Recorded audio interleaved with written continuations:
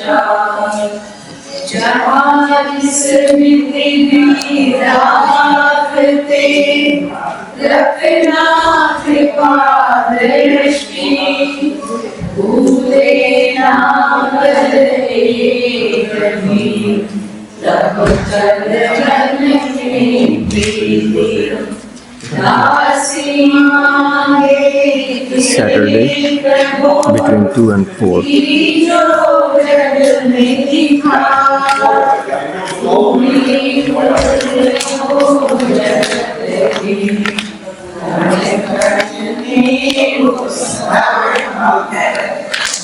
The satsang is starting.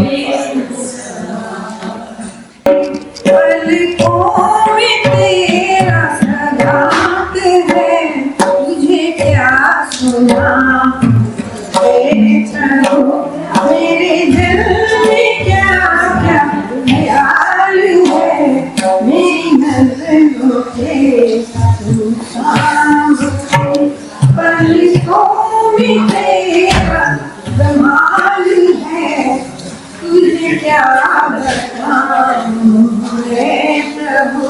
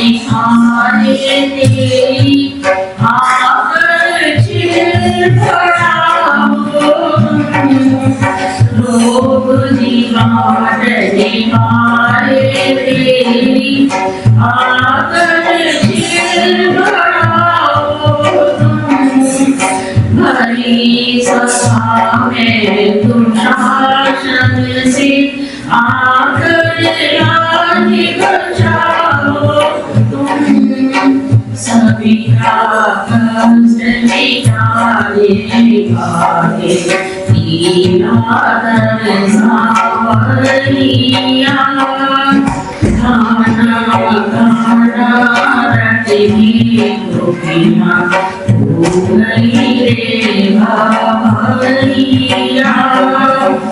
Arjun को जब मोरी घेरा गीता ज्ञान कराया था अर्जुन को जब मोरी घेरा गीता ज्ञान कराया था विष्णु दिखा कर अपना संसे दूर भगाया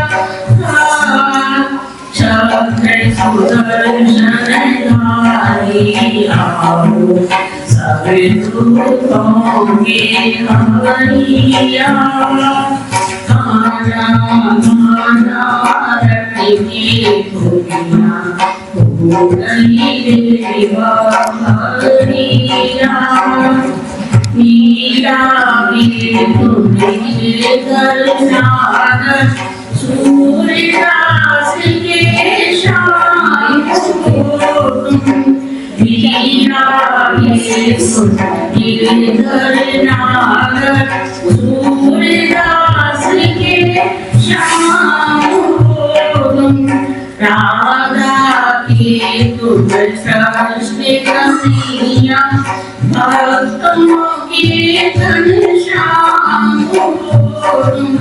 हे मुरलीधर दर्श दिखाओ भगवान रास रचैया गाना गाना रटने गोपियाँ हो गई रे हरिया गाना गाना रटने गोपियाँ हो गई रे हरिया हो गई रे हरिया कभी शाम करेंगे कभी राम करेंगे चले गाना प्रभु की चले गाना कभी राम करेंगे कभी शाम करेंगे चले गाना प्रभु की चले गाना तुम राम रूप में आना तुम राम रूप में आना सीता साथ लेके धन हाथ लेके चले जाना प्रभु की चले आना सीता साथ लेके धन हाथ लेके चले जाना प्रभु की चले आना कभी राम बन के कभी श्याम बन के चले आना प्रभु की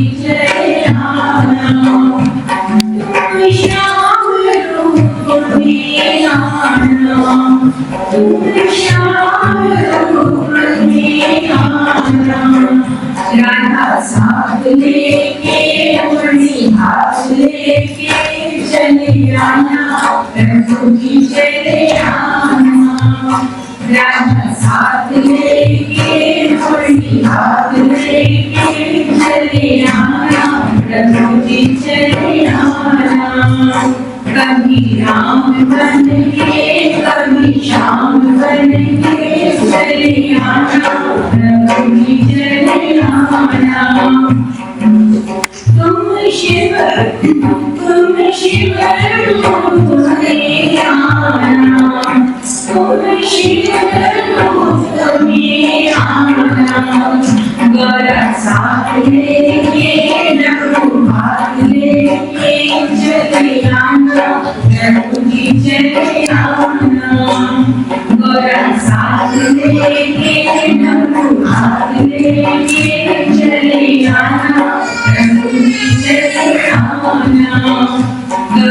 राम बन के कभी श्याम बन के चले आना प्रभु जी चले आना तुम विष्णु रूप में आना तुम विष्णु रूप में आना लक्ष्मी हाथ लेके चढ़े हाथ लेके चले आना प्रभु जी चले आना लक्ष्मी हाथ लेके हाथ लेके चले आना प्रभु जी चले आना कभी राम बन के कभी श्याम बन के चले आना प्रभु जी चले आना तुम गणपति रूप में आना तुम गणपति रूप में आना दिव्य साथ लेके सुखी साथ लेके चले आना प्रभु जी चले आना दिव्य साथ लेके सुखी साथ लेके चले आना प्रभु जी चले आना कभी राम बन के कभी श्याम बन के चले आना प्रभु जी चले आना कभी राम बन के कभी श्याम बन के चले आना प्रभु जी चले आना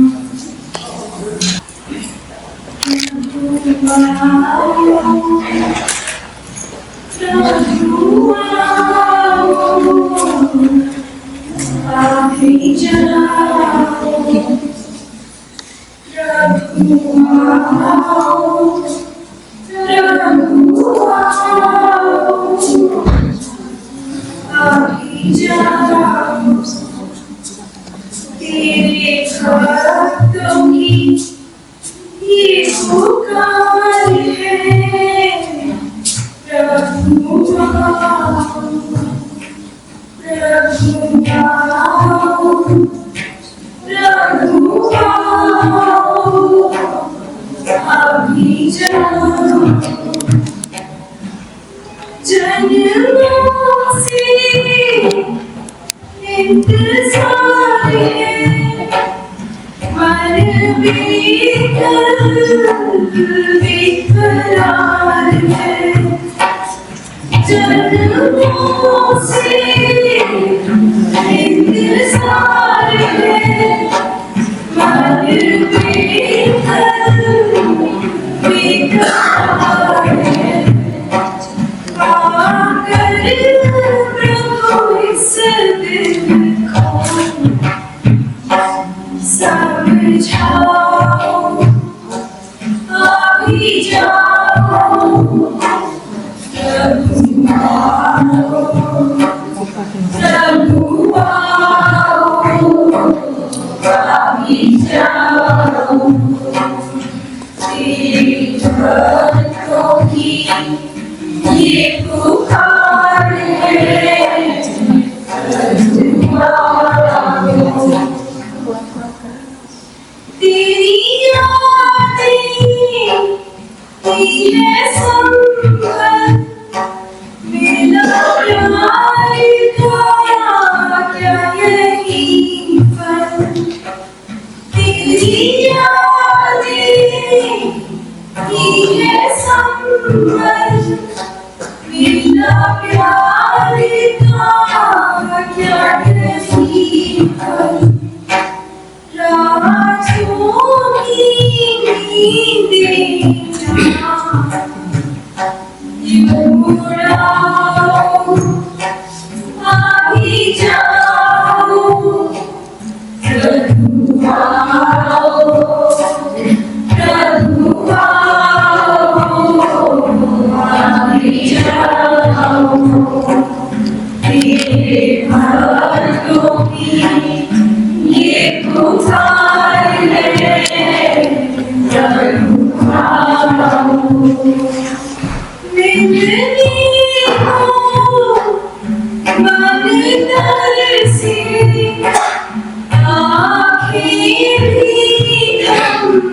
बरसी मिलने को मन तरसी आखिरी हम बरसी आकर प्रभु इस दिल को सहलाओ अभी जाओ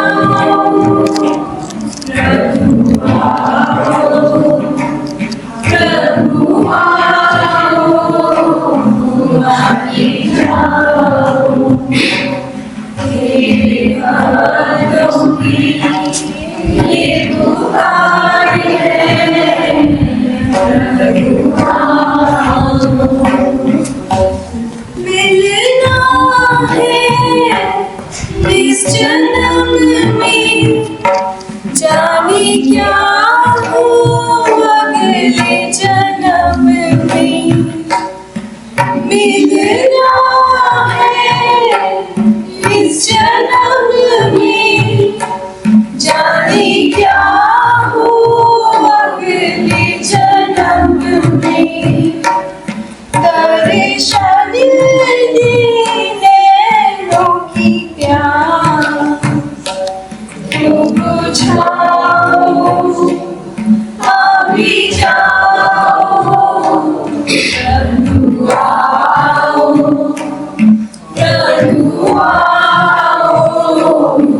अभी जाओ तेरे हाथों की ये पुकार है प्रभु आओ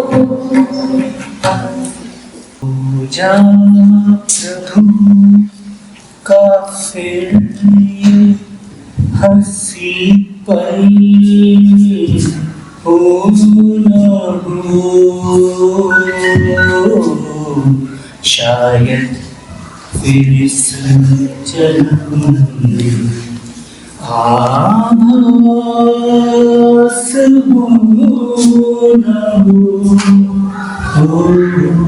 पूजा प्रभु का फिर हंसी पल हो न हो शायद फिर इस जन्म में आभास हो न हो पूजा प्रभु काम हमको मिले हैं गुरुवर कितने नसीब से हमको मिले हैं गुरुवर कितने नसीब से फिर क्यों न हो के देखिए अपने रकीब के फिर क्यों न हो के देखिए अपने रकीब के जीवन सुधर जाएगा एक बार शरण तो ले जीवन सुधर जाएगा एक बार शरण तो ले शायद फिर इस जन्म में आभास हो न हो पूजा प्रभु का तूने जीवन गवा दिया संसार के रो के तूने जीवन गवा दिया, जग पे रो रो के भ्रम फिर दिया दूर हुआ, संसार का हो के भ्रम फिर दिया दूर हुआ, संसार का हो के हंसना तुझे सिखा देगा एक बार शरण तो ले,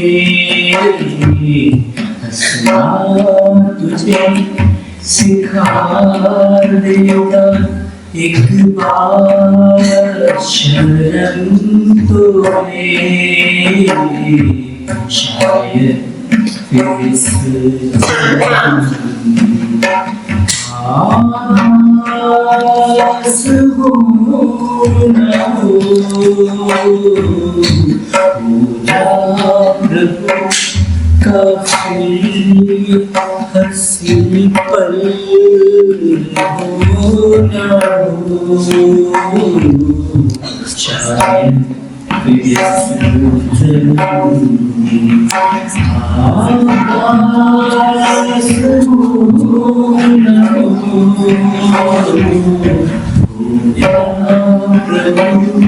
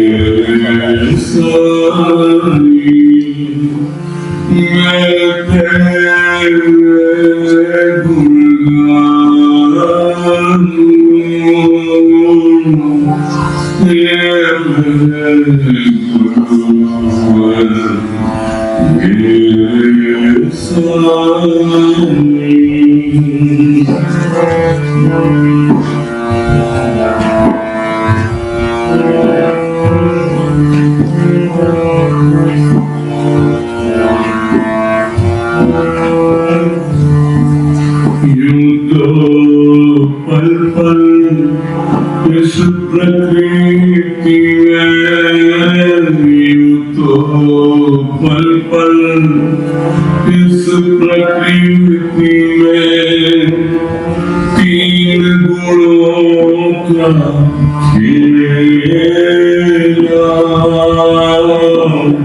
यूं तो पल पल इस प्रकृति में तीन गुणों का खेला दिल क्यों लगता है विकृति में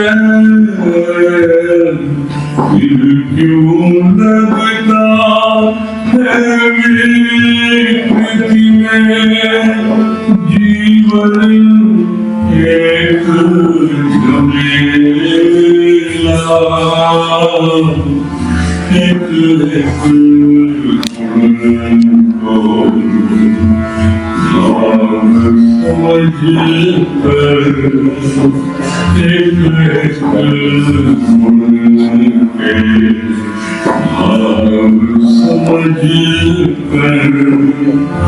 जीवन सफल बनाओ ये मेरे गुरुवर मेरे साईं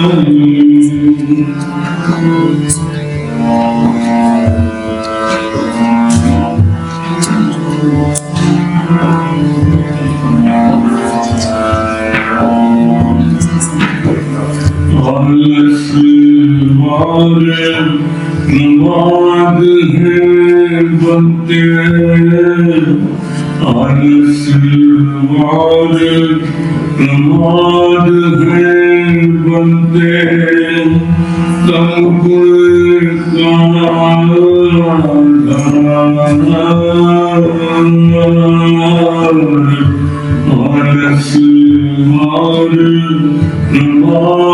है बनते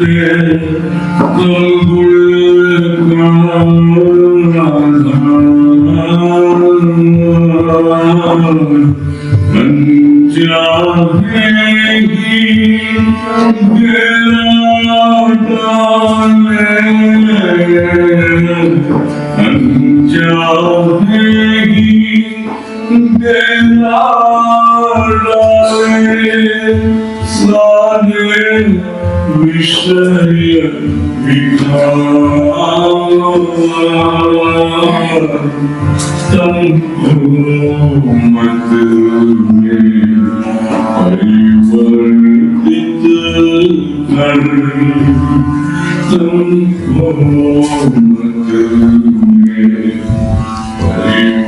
परिवर्तित कर जीवन जीता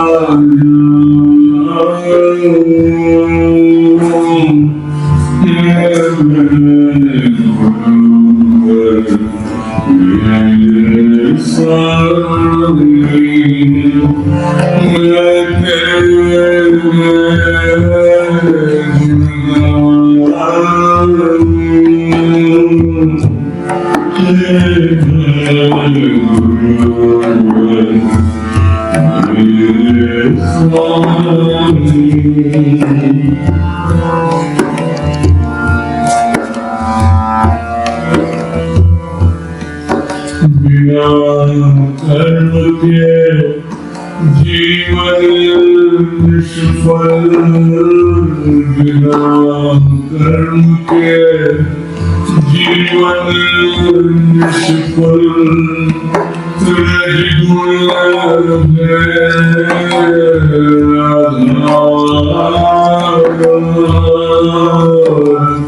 बिना कर्म के जीवन निष्फल रजगुण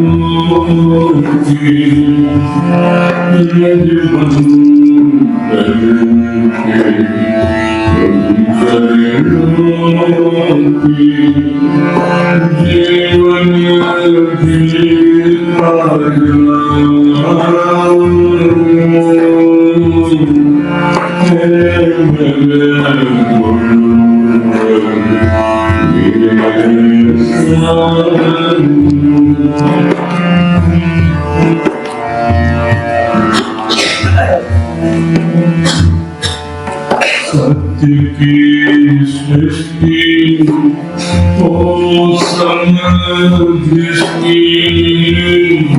सत्य की सृष्टि हो समदृष्टि,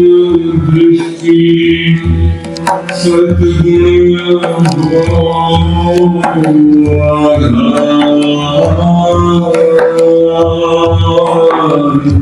सत्य की सृष्टि हो समदृष्टि, सद्गुण अंत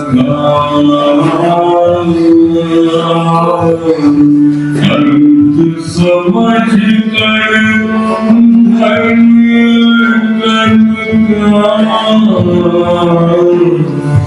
अंत समझ कर धर्म मोक्ष से बेड़ा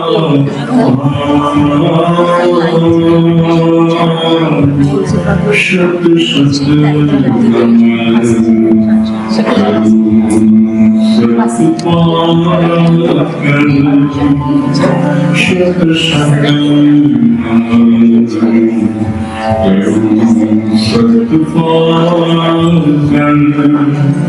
जीवन पूर्ण बना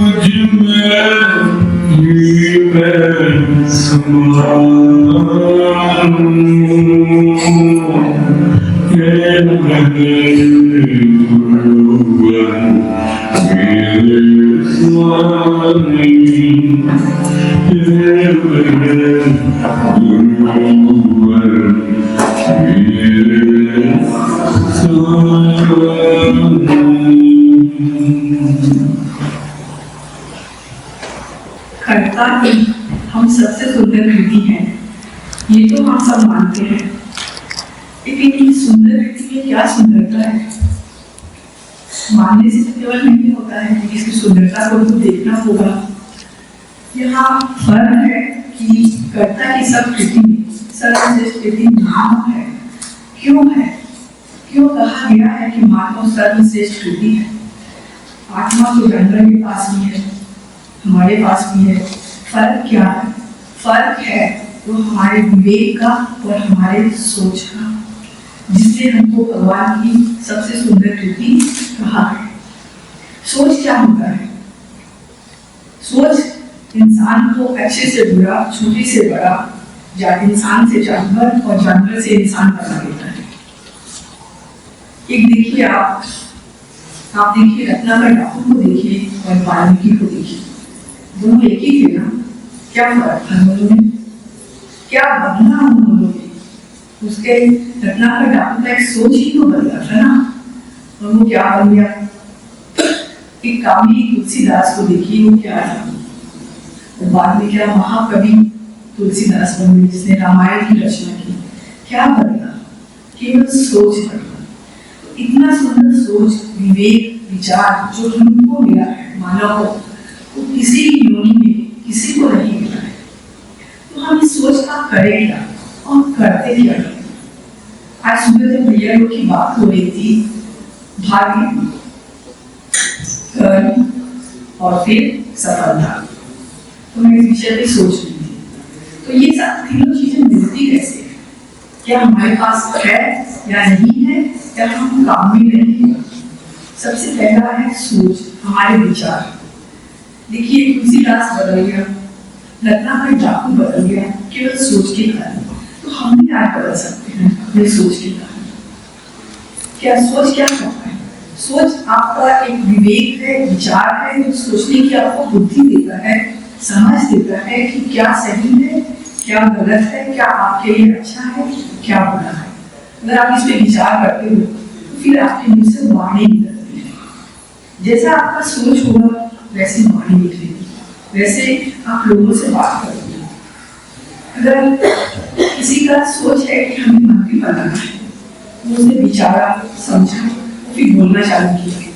तो जब बोलना चालू किया वाणी, उसके बाद क्या होता है? जब वाणी होती है, जब बोलते हैं तो उसको कर्म में लेते हैं। सोच के बाद विचार, विचार के बाद वाणी, वाणी के बाद कर्म।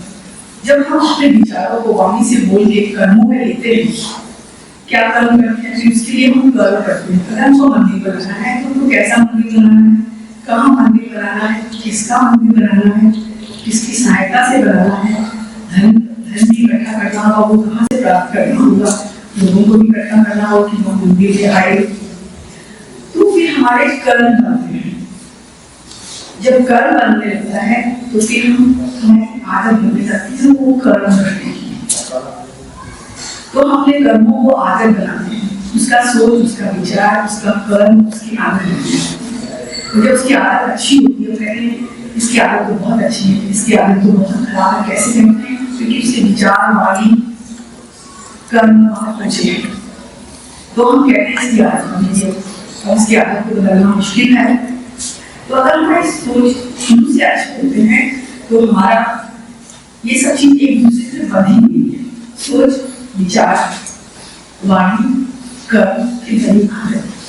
फिर जब आपकी आदत बन जाती है तो वो आपका चरित्र बन जाता है, कैरेक्टर जिसको हम कहते हैं। कैरेक्टर क्या होता है? इसका कैरेक्टर तो बहुत अच्छा है। हम जनरल भाषा में बात करते हैं, इसका कैरेक्टर तो बहुत खराब है, ये ऐसी बातें करता है, इसका कैरेक्टर अच्छा नहीं है, ये ऐसा सोचता है, इसका कैरेक्टर अच्छा नहीं है। तो फिर हमारा बनता है कैरेक्टर, और फिर कैरेक्टर से बनता है भाग्य, फिर आपका भाग्य बनता है। तो ये सब चीजें एक दूसरे को बदलेंगे। अगर हमारा सोच सही है तो हम उसके लिए कर्म करते हैं, कर्म करते हैं तो हमारा चरित्र बनता है, हमारा भाग्य बनता है।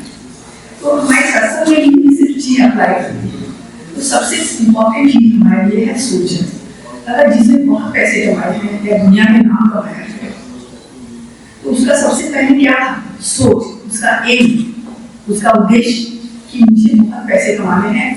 और जिसने बहुत नाम कमाया उसका भी एम था, विचार था, सोच था। तो वो उस रास्ते पे आगे बढ़ता है। तो रास्ते में बढ़ने के लिए ये स्टेप्स होते हैं जहाँ कि आप पहुँच पाते हैं, वो आपका भाग्य बन जाता है। तो बहुत पैसे वाला हो गया, तो बहुत नाम वाला हो गया, बहुत काम वाला हो गया, तो कैसे बनता है ये भाग्य होता? आज बड़े बड़े महापुरुष हुए, साधु हुए, उनका कोई एम था, सोच था। उन्होंने वहां से चालू किया, अपनी सोच से, अपने विचार से अपना एक एम बनाया, एक लक्ष्य बनाया, और उस पर आगे बढ़ना चालू किया। तो सोच हमारा सही भी हो सकता है, गलत भी हो सकता है। हम सही दिशा में जा रहे हैं कि गलत में जा रहे हैं, ये लास्ट में जब पहुंचते हैं हमारा भाग्य बन जाता है, हमारा चरित्र बन जाता है, तब आगे बढ़ना पड़ता है। तो सोच क्या होता है? सोच हम तो सबको मालूम है कि सोच क्या होता है। हम अच्छा भी सोच सकते हैं और बुरा भी सोच सकते हैं, चॉइस हमारे पास है। हम कभी कभी सोच, जैसे सुबह भैया कर रहे थे कि अच्छा होता है तो भगवान करता है, बुरा होता है तो भगवान करता है। ठीक है, वो करता है, लेकिन उसने आपको सोच, विचार, विवेक दिया है, उसका आपने व्यवहार किया है। आप रास्ते पे चल रहे हैं, भगवान ने आपको आंखें दी है, पाँव दिया है, सोच विचार को दिमाग दिया है, पत्थर पड़ा है, आप उससे टकराए। पत्थर जो रास्ते में पड़ा था उसकी गलती थी कि आपने देखा नहीं, आपकी गलती थी, आपकी गलती थी। क्योंकि आपने सोचा नहीं कि सामने पत्थर है, मैं इसको ठीक से क्रॉस करूं, पत्थर की गलती नहीं थी। तो आप इस कर्म को क्या भगवान की गलती कहोगे कि भगवान ने पत्थर क्यों बनाया, भगवान ने मुझे गिराया क्यों? आप ये सोचो कि आपने सोचा क्यों नहीं, आपने उस पत्थर को देखा क्यों नहीं, जब रास्ते पे चल रहे हो विचार किया क्यों नहीं कि ये पत्थर मुझे नुकसान दे सकता है, इससे मुझे बच के चलना है। तो भगवान को हर चीज के दोष नहीं दे सकते। जानवर के लिए हम कह सकते हैं, इंसान के लिए भगवान को दोष दे ये गलत होगा, क्योंकि उसने हमें इतना सोच विचार बुद्धि दिया है कि हम ऐसा उससे नहीं कर सकते। जब हम कोई भी जगह जाते हैं वहाँ अच्छी और बुरी चीज दोनों होती है, तो अच्छी चीज क्यों अपने विचार से ये सही है, सही चीज को उठा लिया, तो फिर विचार हम अच्छी क्यों ना उठाए, सोच हम अच्छा क्यों ना उठाए, अच्छा क्यों ना बोले, अच्छा क्यों ना करें, ये सभी तो सोच है। अगर आपका सोच सही होगा तो आपका हर कर्म, हर बात, हर चीज सही होगी। अगर आपका सोच गलत होगा तो आपके रास्ते गलत होते जाते हैं। आज हम सत्संग में आ गए तो हमें इतनी हमारा विवेक पहले नहीं था, लेकिन क्या होता था, हम समझते थे कि बहुत पढ़ लिया है, बहुत सुन लिया है, बहुत जान लिया है, बस उसके आगे क्या करना है, उसको काम में भी तो लेना होगा। आपके पास बहुत धन है, आप बहुत धनवान हैं, लेकिन आप उसको खर्च नहीं कर रहे हो, तो धन का फायदा क्या हुआ? ऐसे ही सत्संग में आने के पहले हम सोचते थे हाँ हम एजुकेटेड हैं, हमें तो बहुत ज्ञान है, हमें तो सब मालूम है, हम सब जानते हैं, हमने सब सुना हुआ है। उसके आगे लेकिन जो सुना है, जो पढ़ा है, उसको आपने किया क्या, कर्मों में लिया क्या? आप जब चीज का व्यवहार नहीं करोगे तो उसका आपके पास भी कोई फायदा है। पहले ऐसे ही सत्संग में आने के बाद समझ में आया कि वहाँ कितना खूबसूरत घर है, कितना महंगा चीज है, इतनी सुंदर चीजें हैं, इतना सुंदर जीवन है, उसको उसका क्या व्यवहार करते हैं? खाली रोने में, चिंता में, टेंशन में, खाने में, पीने में, सोने में, फिर भी बोलते हैं शांति नहीं, खुशी नहीं, आनंद नहीं। क्यों? क्योंकि ये जो धन था हमारे पास, धन, आनंद का, खुशी का, प्यार का, शांति का, वो काम में ही नहीं ले रहे। जो चीज हम खर्च करेंगे उसी पे हो जाएंगे ना, तो इसको हमारे पास होते हुए खर्च ही किया, उसको भीतर में रखा हो जाए, अरे हाँ है हमारे पास ना, लेकिन खर्च करना हमको नहीं आता था। यहाँ सत्संग में आने के बाद आप लोगों से सबसे मिलने के बाद समझ आया कि इतना खूबसूरत धन है, उसको हम खर्च करेंगे तभी तो उसका आनंद हम पाएंगे। तो हमने उसको थोड़ा बहुत खर्च करना चालू किया, और जब हम खर्च करते हैं तो उसका पहला आनंद हमें ही आता है, हम दूसरे के ऊपर भी खर्च करते हैं, लेकिन पहला जब हमको आनंद आता है, खुशी आता है वो धन खर्च करने में, तो ये धन तो ऐसा है जो कम नहीं होता, जो बढ़ता ही जाता है, जितना आप खर्च करोगे उतना ही बढ़ता है। तो ये हमें यहाँ आके मालूम पड़ा कि जो हमारा भीतर का धन है, जो भीतर की चीजें हैं वो भी हमें खर्च करती है, तभी हम उसको खर्च करके वो सब चीजें नहीं ले पाएंगे। कौन सी चीजें? जो हम शांति की बात करते हैं, प्यार की बात करते हैं, आनंद की बात करते हैं, तो ये जब बातों में ही रह जाते हैं, उसको महसूस नहीं कर पाते। जब महसूस कर पाते हैं तो आप समझिए कि आप धन खर्च कर रहे हो, वो चीज आपके पास है, महसूस ही तो कर रहा है, क्योंकि हाँ शांति है आपके पास, सामने आने का कोई रूप तो है नहीं खड़ी हो जाए, आनंद का कोई रूप तो है नहीं खड़ा हो जाए, केवल आपको भीतर से महसूस ही करना। तो ये केवल महसूस की चीज है। हम कहे शांति मिल जाए तो शांति में आगे थोड़ी मिलती है, खरीद के लेना या किसी से मांग ले, सब आपके भीतर है, उसको काम में लीजिए। आपके पास घर में एसी है, आप चलाओगे नहीं तो कहाँ से ठंडक महसूस होगी, पंखा चलाओगे नहीं तो कहाँ से हवा मिलेगी? है तो, लेकिन हम काम में नहीं इतने कंजूस करते, इतनी अच्छी अच्छी चीजें, इतनी खूबसूरत चीजें, इतना सुंदर सोच भगवान ने हमें दिया है, हम उसको खर्च क्यों नहीं कर सकते? क्या कम हो जाएगा हमारे पास? कम नहीं होगा, बहुत बढ़ेगा खर्च। बात तो मेरे मन में भजन की लाइनें याद आ गई। भजन है जो अब तो जीना है हमको तुम्हारे लिए, जी लिए हम बहुत दिन हमारे लिए, अपने लिए तो सारी दुनिया जीती है, बहुत दिन हम जी लिए अपने लिए, और अब तो हमको तुम्हारे लिए जीना है, यही महत्व का जरूर है। और उसी में एक पंक्ति है, क्यों अभावों के जीवन में चर्चा करें, क्यों अभावों के जीवन में चर्चा करें, अब तो प्रेम की पूंजी को खर्चा करें।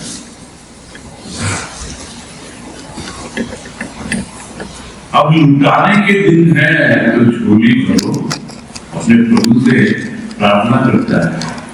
अब लुटाने के दिन है तो झोली भरो, अपने बच्चों के मुख में भी बोली भरो।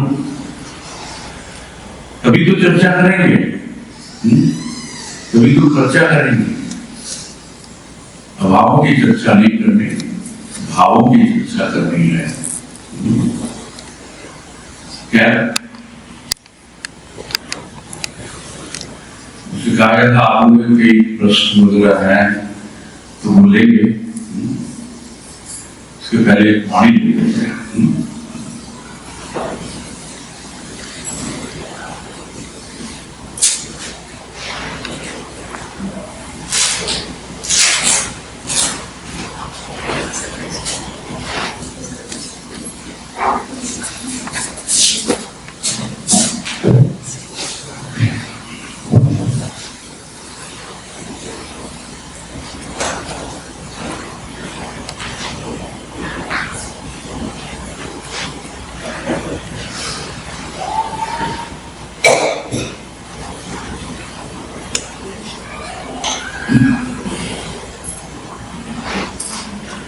चेतना की वाणी सामने आई है।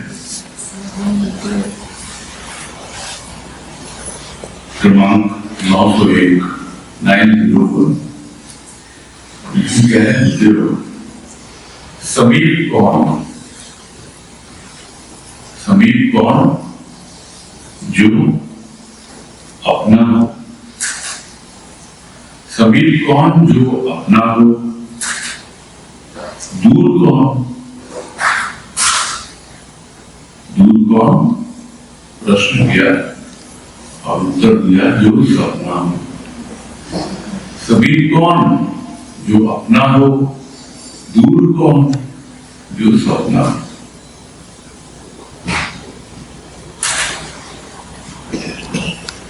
चेतना की वाणी है।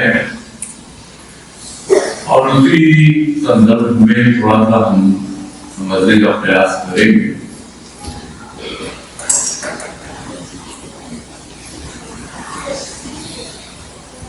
बहुत से लोग हमारे समीप हैं, बहुत से लोग हमसे दूर भी हैं। बहुत से भाव विचार हमारे समीप हैं, हमारे करीब हैं, और इतने करीब हैं कि जो हमारे भीतर बहुत गहराई से बैठे हुए हैं।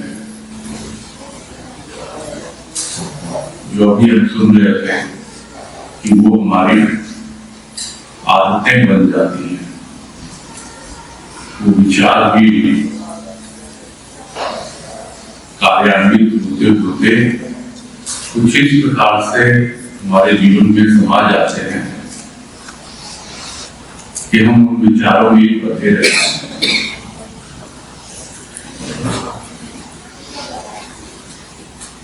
विचार बंधन भी है जब वो विचार में नीचे की ओर ले जाए, और विचार मुक्ति भी है जब वो विचार हमें ऊपर की ओर ले जाए।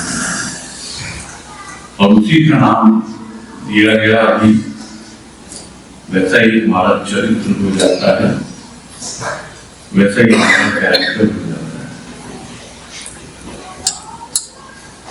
छोटी सी घटना होती है और उस घटना के अलग अलग तात्पर्य, अलग अलग मीनिंग्स लोग निकालते रहते हैं।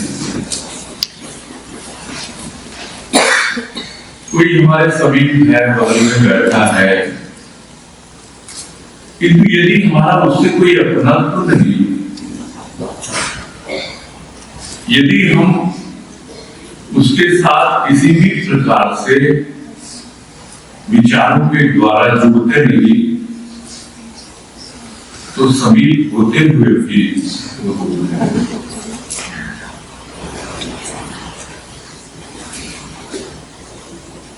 हम आते हैं संत की शरण में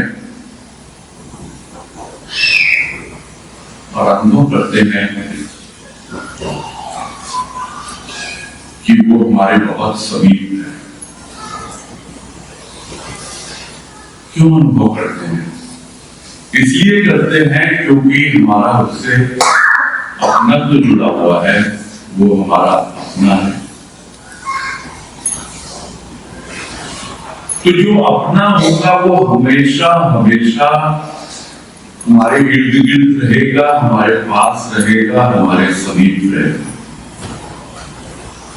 तो यदि हम परमात्मा के सामीप्य का अनुभव करना चाहते हैं, यदि हम परमात्मा के साथ ये अनुभव करना चाहते हैं कि जब कभी मैं उसे याद करता हूं और वो प्रस्तुत और याद न करूं तो भी वो प्रस्तुत है, वो तो मेरे बिल्कुल करीब है, इतना करीब है, इतना करीब है कि बतलाया नहीं जा सकता।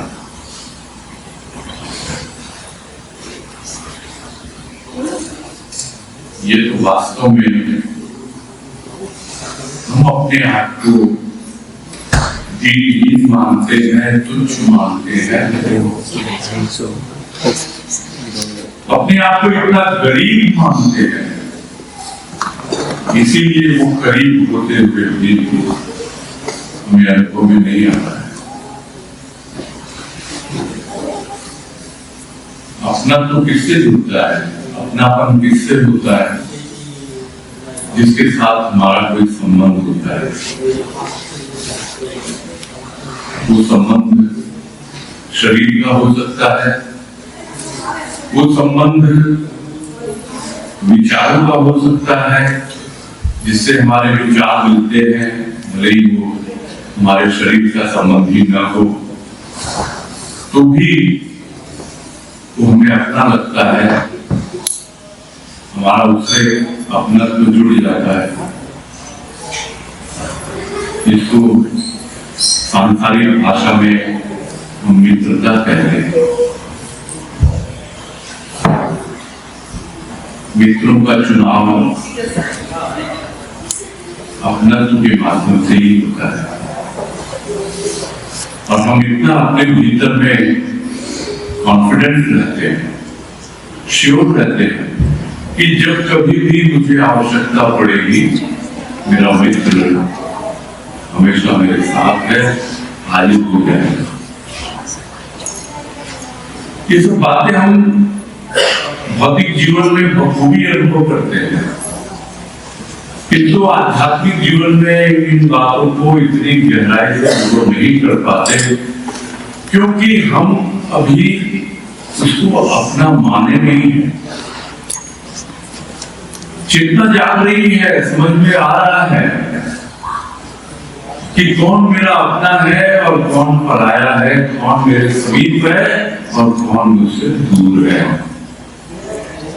दूर वो है जो सपना है। इन्हें अभी भी परमात्मा मेरे लिए एक सपना है, मैं उसके बारे में सोचता हूं किंतु अनुभव नहीं कर पाता। दूर दूर लगता है, पता नहीं कहां, कौन से सातवें आसमान में कहां बैठा हुआ है वो, मेरी पुकार सुनता ही नहीं, मेरी आवाज उस तक पहुंचती ही नहीं।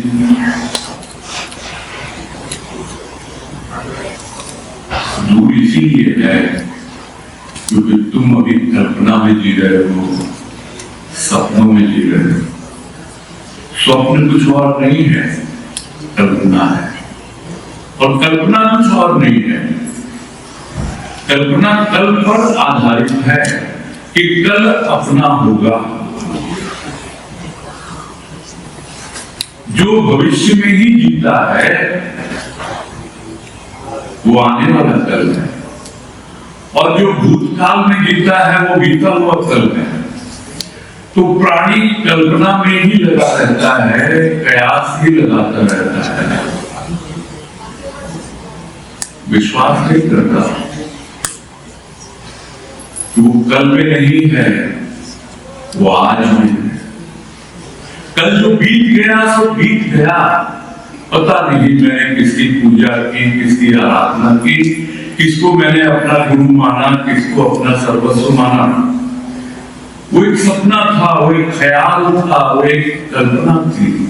किंतु आज यदि मुझे यह अनुभव हो रहा है कि यही मेरा अपना है, यही मेरा जन्म जन्म का साथी है, तो फिर वो कल्पना नहीं रहेगी, सपना नहीं रहेगा, फिर वो अपना हो जाएगा। और जब वो अपना हो जाएगा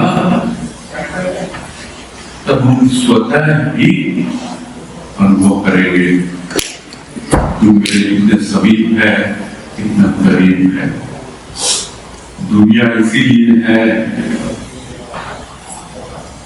क्योंकि दुनिया दिल की है। जब दिल से दूर होता है तो बगल में बैठा हुआ प्राणी भी एक दूसरे को सुन नहीं पाता है।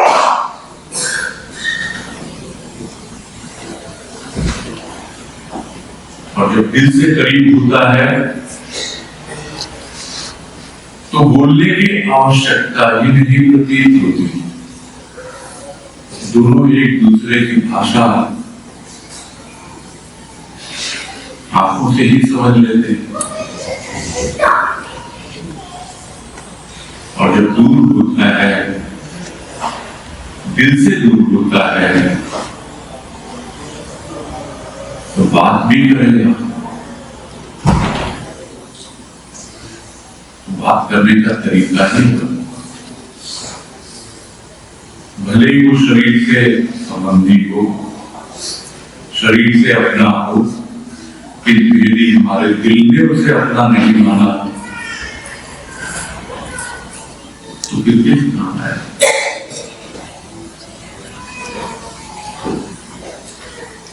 हर अवस्था में, हर स्थिति परिस्थिति में प्राणी को यह अनुभव करना है कि कौन मेरा अपना है और कौन पराया है, कौन मेरा अपना है और कौन सपना है, कौन मेरे समीप है, कौन मेरे दूर है। मित्र को भी फोन करेंगे, आवाज लगाएंगे, कुछ बुलाएंगे तब वो आएगा, किंतु ये तो ऐसा है जिसको बुलाने की आवश्यकता ही नहीं पड़ती। ये तो सदा तत्पर है।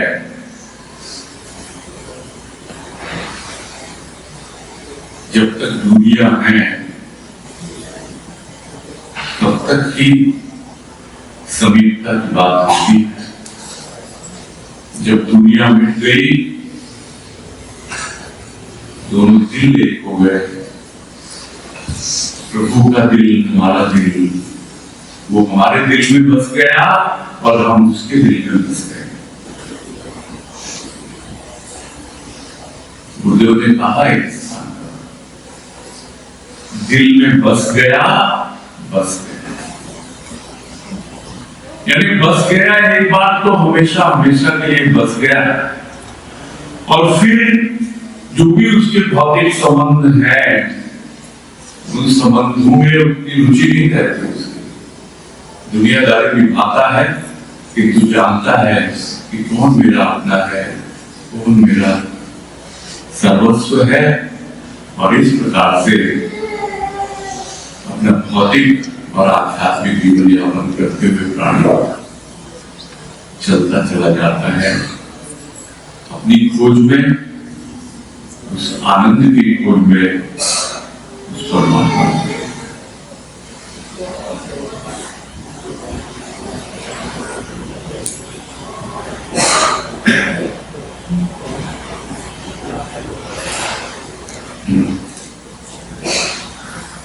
जैसा भाव बुद्धि में दिया मेरे सामने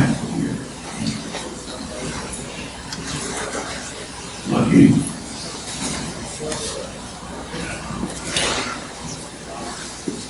वहीं पे जो बात करनी है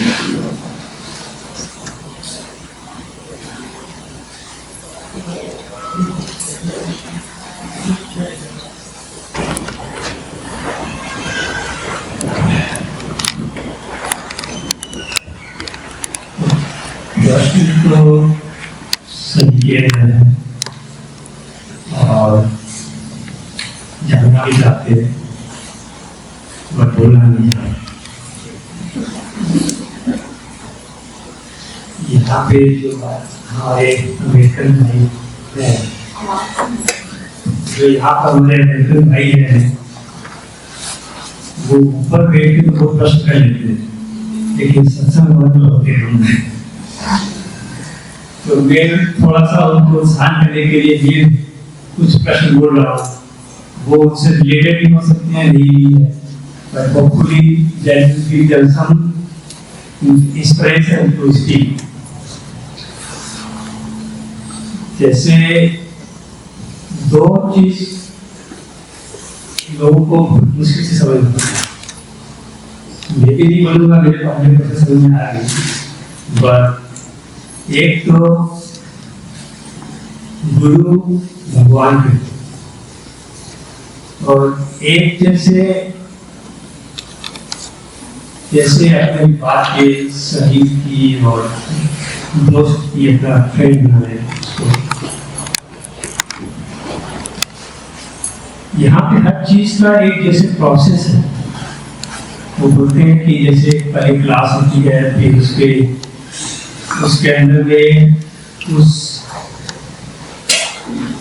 वो क्या बोलते कुछ होमवर्क दिया जाता है, और होमवर्क दिया जाता है, फिर इसको चेक करते हैं कि कहाँ मिस्टेक हुई, क्या हुई, फिर इसको फॉलो करते हैं। तो that's kind of process. some could ask me that what kind of process you have in a satsang where today you spoke so many things and the next time you talk something else, तो क्या होगा जो बातें हुई थी इसका कुछ हुआ आगे नहीं होगा, इसका फॉलो क्या होगा। तो ये सब चीजें हैं, उसको हम लोग चाहते हैं कि जो इस सत्संग में आए वो इस उद्देश्य से नहीं आए कि ये हमको सत्संग करना है, पूजा है, मंदिर है, इस उद्देश्य से आए कि हम कैसे अपने जीवन को सुधार करें।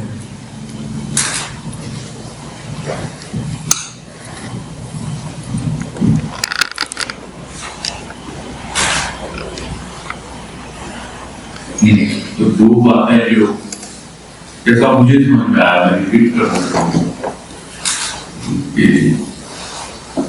पहली बात तो ये कि गुरु भगवान क्यों है, या गुरु भगवान भी है, ऐसा आपको की मान्यता है,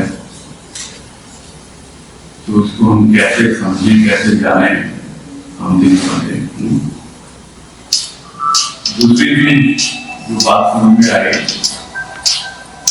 ये है कि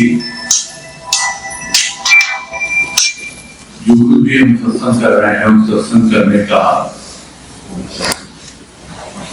क्या मेथोडोलॉजी है, क्या प्रोसेस है, किस प्रकार से हम सत्संग करें, यही है।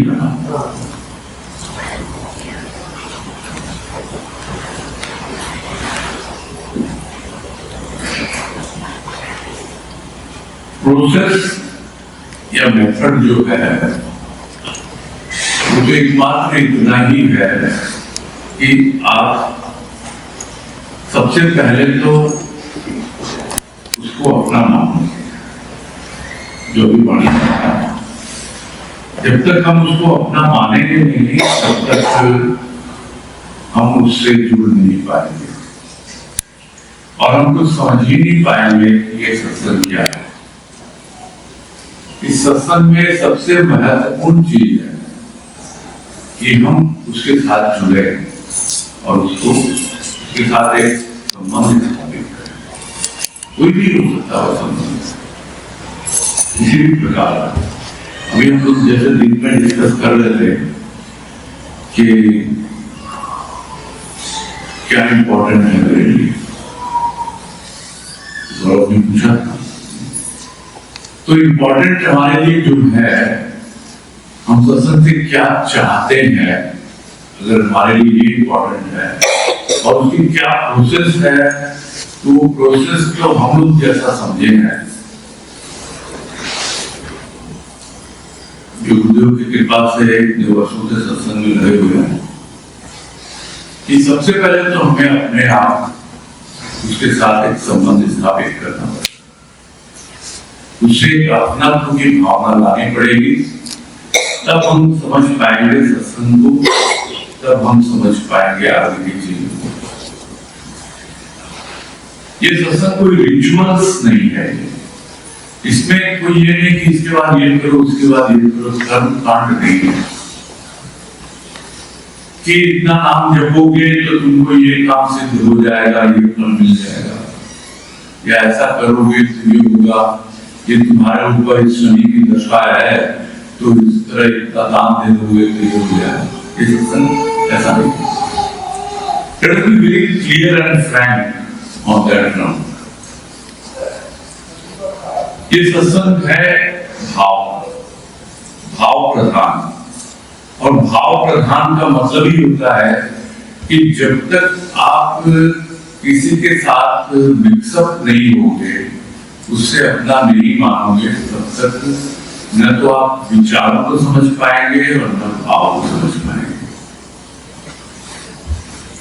हो सकता है बौद्धिक स्तर पे कुछ हद तक हम समझ लें, बौद्धिक स्तर मतलब दिमाग से, बुद्धि से, लेकिन भाव कहाँ है? भाव बुद्धि में नहीं है, भाव तो हृदय में है। और हृदय क्या चाहता है? हृदय तो हृदय चाहता है।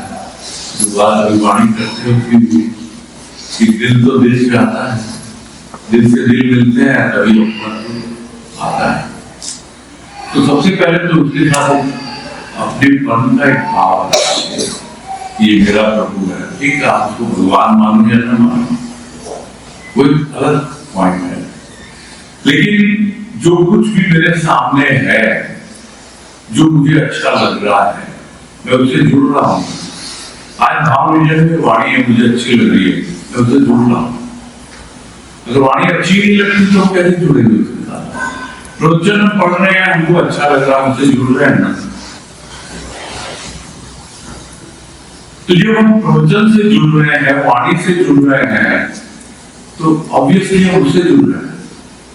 वो कोई व्यक्ति नहीं है कि हमको व्यक्ति से जुड़ना है, वो कोई आपको अपने अधीन नहीं कर लेगा, अपने कब्जे में नहीं कर लेगा कि अब तू आ गया ना मेरे कब्जे में, देख तो तेरे को नचाता हूं, ऐसा नहीं है। जुड़ना है उसके साथ, प्रेम से जुड़ना है, भाव से जुड़ना है। यदि हमको भाव रिलेटिंग उसका की वाणी अच्छी लगती है, हम जुड़ते हैं उसके साथ प्रेम और भाव से। यदि हम जुड़ते हैं प्रवचन से, उनके संतुनी में जो प्रवचन है, यदि हम जुड़ते हैं एक दूसरे से चर्चा के माध्यम से, वही उससे जुड़ना है। वो कोई व्यक्ति से जुड़ना नहीं है, उसके भाव से जुड़ना है। तो जब हम उसके भाव से जुड़ते हैं, तब हमारा एक संबंध स्थापित होता है उसके साथ, एक रिलेशनशिप डेवलप होती है। और ये तो हम सब जानते हैं कि कोई भी रिलेशनशिप हो, उसके अंदर में प्रेम तो होना आवश्यक है। अभी हम फ्रेंड्स की बात कर रहे थे, फ्रेंड्स में तो होना चाहिए ना, माँ बेटे का, पिता पुत्र का, सब जानते हैं हम लोग,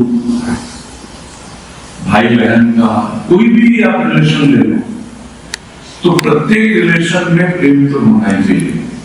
उसी तरह जब हम उससे कुछ जुड़ते हैं या एक रिलेशन डेवलप करते हैं, उसका कोई नाम नहीं होता है उस रिलेशन का, वो एक रिलेशनशिप है, उससे हम जुड़े, भाव हमको अच्छा लगा, भाव से जुड़े, प्रेम से जुड़े, क्योंकि जो कुछ हम पढ़ रहे हैं, जो कुछ हम सुन रहे हैं, वो हमको अच्छा लग रहा है, वो हमारे भीतर तक प्रवेश कर रहा है, वो हमको छू रहा है, तो क्यों ना उसको स्वीकार करेंगे? Yes, this is what I want in my life. और अगर ऐसा नहीं लगता है तो कहा ना, ये कोई रिचुअल नहीं है कि आप सत्संग में आते ही रहोगे तो आपके ये हो जाएगा, वो हो जाएगा। मुझे तो नहीं लगता ऐसा, मैंने ऐसे सत्संग को मैंने तो नहीं। सत्संग भाव प्रधान है, प्रेम प्रधान है। प्रेम और भाव से उनको किसी व्यक्ति से नहीं जुड़ना है, सतगुरु की वाणी से जुड़ना है। उनके लेख हैं, उनके प्रवचन हैं, आज हमारे सामने अगर स्थूल रूप में देखा जाए तो गुरुदेव का यही रूप है।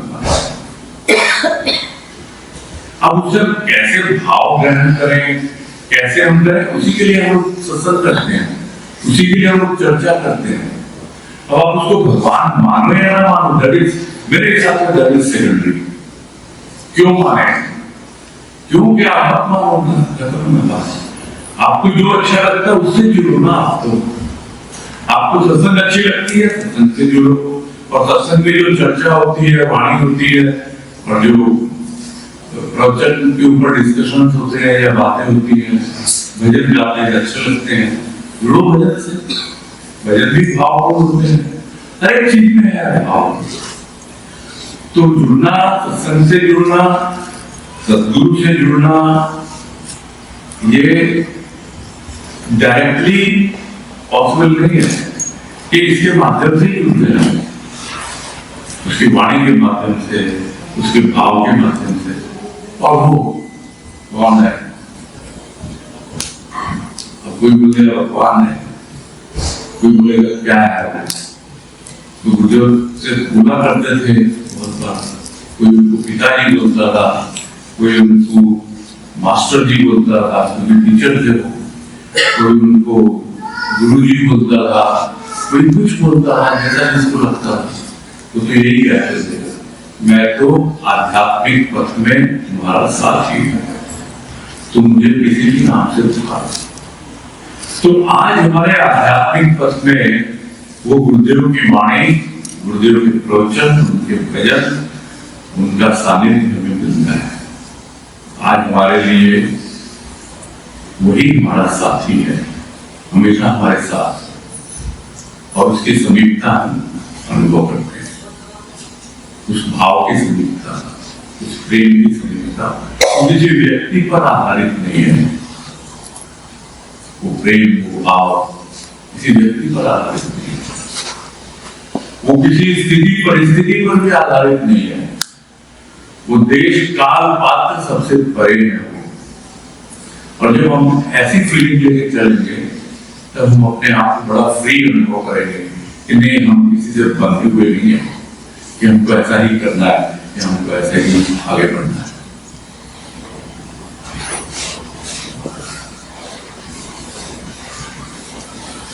अब रही बात तो भगवान मानो या न मानो, वही हम तो मानते हैं। मैं और भी नहीं जानता, अपनी जानता, क्योंकि हमने भगवान को देखा नहीं है।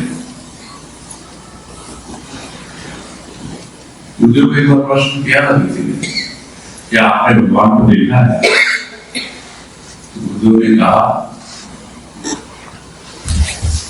मैंने उसको देखा है जिसने भगवान को देखा है। तो हमने भी उसको देखा है जिसने भगवान को देखा है, और इसलिए हम उसको भगवान मानते हैं, क्योंकि डायरेक्टली कोई स्वीकार करता नहीं है कि मैं भगवान हूं। और अगर कोई स्वीकार करता है या उद्घोष करता है कि मैं भगवान हूं, तो कहीं ना कहीं उसके उद्घोष में कमी है। ये हमें समझ के चलना चाहिए।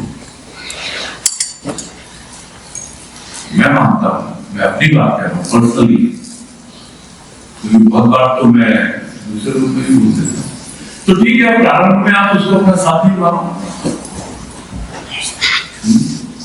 और जब उससे उतने इंटीमेट हो जाओ, इतने अंतरंग हो जाओ कि भाई अंत तक उसका रंग चढ़ा रहे, वही तो अंतरंग एक बार में कहा अंत तक उसका रंग चढ़ा रहे, वो अंतरंग, तो वो आपका इंटीमेट फ्रेंड है, इंटीमेट अंतरंग है, वो तो मान ही सकते हैं हम लोग भजन में भी गाते हैं, सदगुरु तो वो सच्चा साथी है, प्रभु से जो मिलाता है। सबके सामने बोलना चाहिए या नहीं, मैं भूल पड़ा हूं, बात मैंने ले ली तो बोलनी नहीं। इसका तात्पर्य क्या हुआ कि सदगुरु अलग और प्रभु अलग है, यही बोला। कोई हिंदू ले जा करके किसी से मिलाता है, यानी वो डिफरेंट हुआ ना, वो अलग हुआ और वो अलग हुआ, तो ठीक है, सबकी अपनी अपनी भावना है। मैं तो कहूंगा सदगुरु तो ऐसा है कि जो स्वयं भगवान है, वो साथी बन के आता है, हाथ हमारा थामता है और हमें आगे ले चलता है। और उसके बाद में जब हम अपना नाम रूप भूल जाते हैं कि हम कौन है, हमारा क्या नाम है, क्या रूप है, और वो भी भूल जाता है कि मेरा क्या नाम है, क्या रंग है, तो दोनों का रूप और नाम गया, बच गया क्या कुछ? जो बच गया वही भगवान है। जब तक नाम रूप में है तो वो आबद्ध है, साकार है, वो निराकार नहीं है। निराकार का कोई नाम नहीं है, निराकार का कोई रूप नहीं है। वो अवस्था तक ले जाता है, वास्तव में वही भगवान है, वही परमात्मा है, और उस सत्संग में ले दिखाते हैं।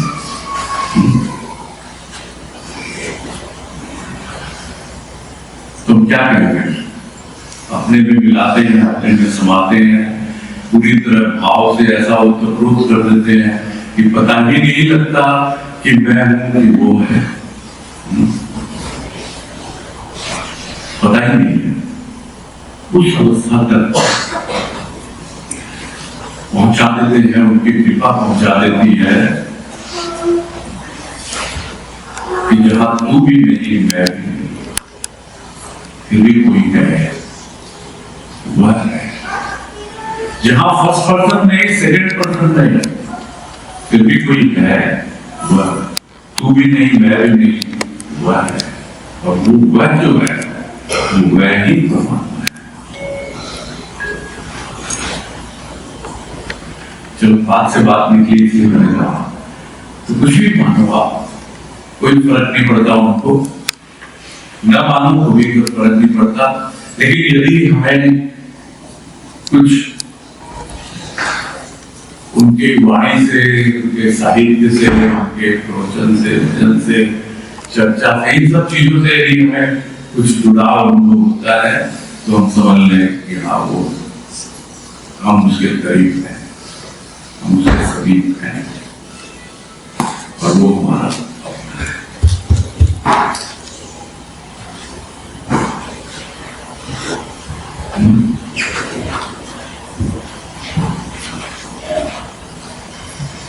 फिर मैंने तो अपनी समझ से काफी इलेबोरेट करने की कोशिश की है।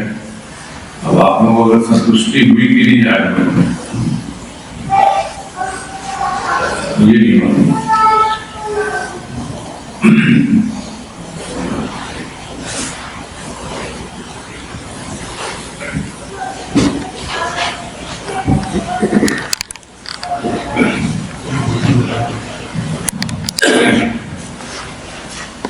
एक थोड़ा सा क्वेश्चन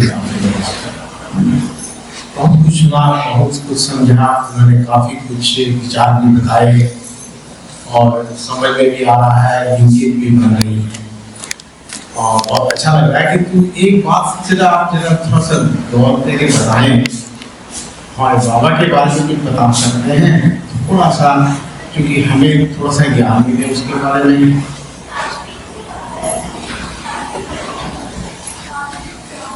सदगुरु और बाबा में कोई प्रश्न नहीं,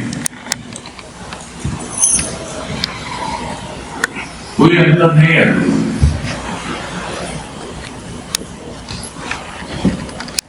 ऑब्वियसली एक लेवल तक पहुंचने के बाद लगता है, नहीं तो दो दिखते हैं, तस्वीर अलग अलग है, मूर्ति अलग अलग है, नाम अलग अलग है, दोनों के कार्य भी अलग अलग है।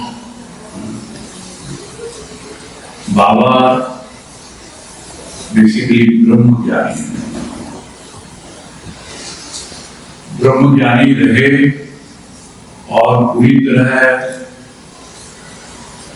ब्रह्मचर्य का पालन करके ही, बाकी की जीवनी पढ़ लेना है ना, सब डिटेल में मालूम पड़ जाएगा बाबा के बारे में। बाबा की जीवनी उपलब्ध है और मुझे उम्मीद है बिना जी के पास होनी चाहिए, श्योर नहीं होनी चाहिए। हम उस मुद्दे पे आते हैं कि दोनों में जो अपरेंटली जो फर्क नजर आता है, ऊपरी तौर से इतना ही फर्क नजर आता है कि बाबा जो है वो ज्ञान के प्रतीक है और गुरुदेव जो भक्ति के प्रतीक है।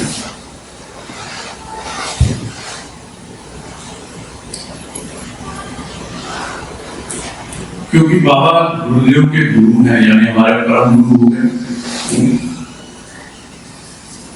और वो उनको भगवान मानते हैं, तो वो भक्त हो गए।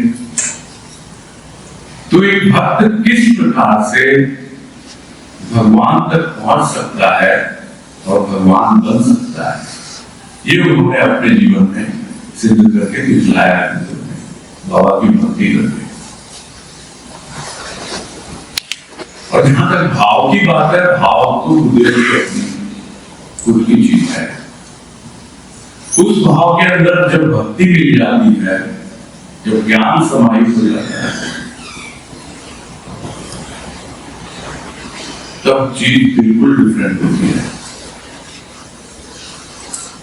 लेकिन वो इतनी आसानी से पकड़ में आता नहीं है, इसलिए हम क्या करते हैं, सबसे पहले भक्ति में भाव डालते हैं।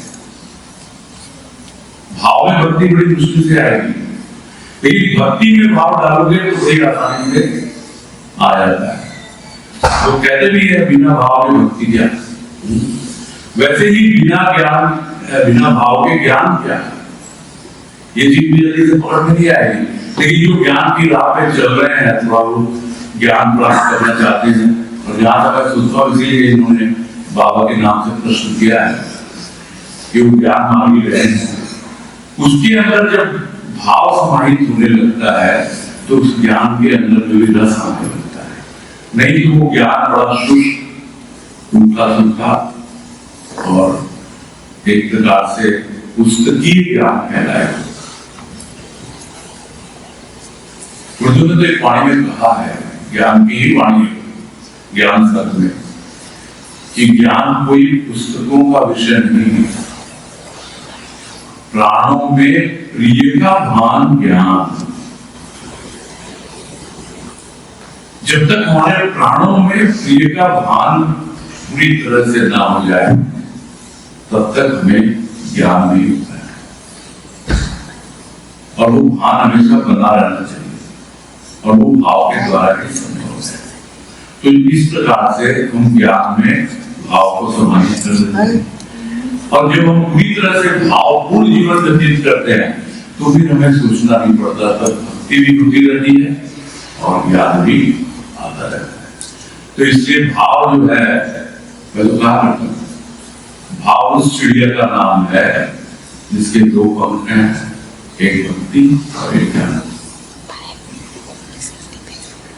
बाबा हमें ज्ञान देते हैं, गुरुदेव हमें भक्ति देते हैं, और दोनों मिलकर के भाव की उड़ान करते हैं।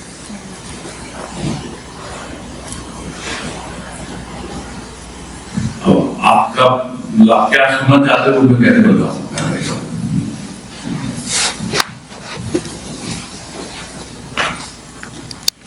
नहीं, आप लोग संतुष्टि हुई कि नहीं? पूरी कुछ एक मिनट, मेरा कुछ विचार दूसरे साइड से था, हो सकता है कि मैं क्लियर नहीं कर पाया आपसे। मैं ये जानना चाहता था कि यहाँ पर बहुत ऐसे हमारे फ्रेंड दोस्त आ रहे हैं जिन्होंने पहली बार या कुछ दिनों से नाम है सुना है, और उनके कभी कभी दिमाग में आता है भाई हमने बहुतों के नाम सुने हैं, या इनके बारे में थोड़ा सा चर्चा करते तो उनको वो देखो, संतों का जीवन अपनी जगह है, वो तो प्रत्येक संत के जीवन में कुछ न कुछ विशिष्टता होती है, और वो जिसको इंटरेस्ट होता है वो अपने आप ही उसके बारे में और पढ़ लेता है। इसीलिए मैंने कहा कि वो तो उपलब्ध होना चाहिए इनके पास, वो जिसको इंटरेस्ट है वो आगे पढ़ सकते हैं, उसके बारे में उनका जो जीवन चरित्र पढ़ सकते हैं।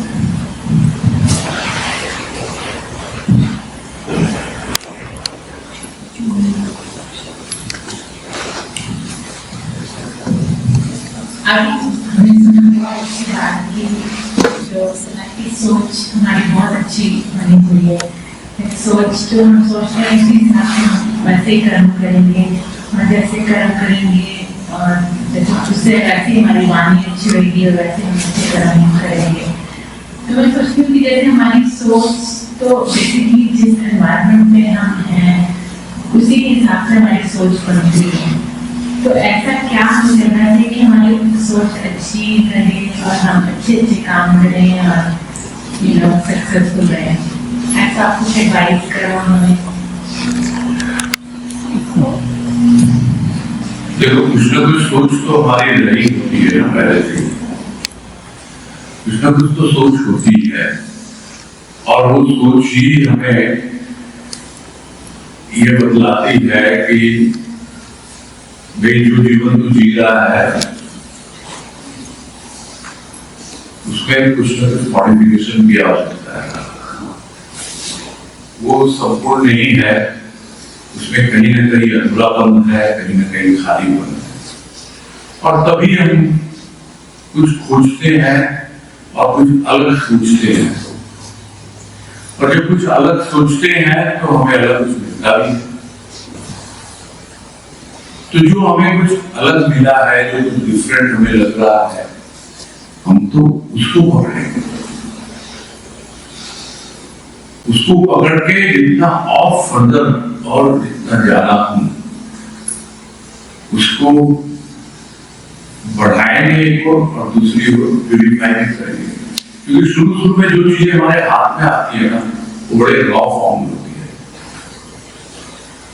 रॉ फॉर्म में जो होती है उसको और प्यूरिफाई करना पड़ता है कि हमने समझ लिया कि ये सत्संग ऐसा है, ये का भाव है, ऐसे हमने पकड़ लिया।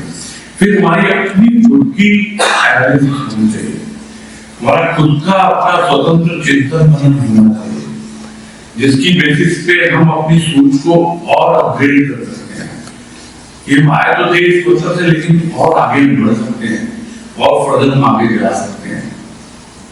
तो इस तरह से अपनी सोच को और प्यूरिफाई करेंगे तो धीरे धीरे और होगा। तो भगवान ने दृष्टि तो सबको दी है, देखने की होती है,